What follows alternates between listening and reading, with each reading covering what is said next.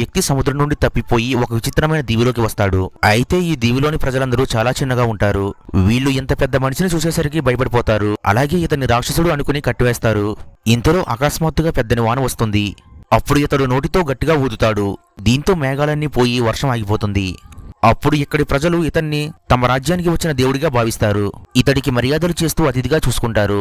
అయితే ఒక రోజు రాజుగారు, నువ్వు మాకు ఎంతో సహాయం చేస్తున్నావు, నీకు ఏదైనా అవసరమైతే చెప్పు, మేము చేసి పెడతామని అంటారు. అప్పుడు ఈ వ్యక్తి, తప్పిపోయిన నా కూతుర్ని కనిపెట్టండి చాలు అని అంటాడు. అప్పుడు రాజుగారు, మా మీదికి శత్రువులు దాడి చేయడానికి సిద్ధమవుతున్నారు, మమ్మల్ని వారి బారి నుండి కాపాడితే నువ్వు అడిగిన సహాయాన్ని మేము చేస్తామని అంటాడు.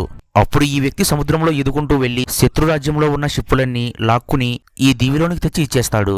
ఇతడి సాహసానికి మెచ్చి రాజుగారు ఇతడికి మెడలిచ్చి వీరుడిగా గుర్తిస్తారు. అయితే కొద్ది రోజులు గడిచేసరికి రాజుగారి మనసు మారుతుంది.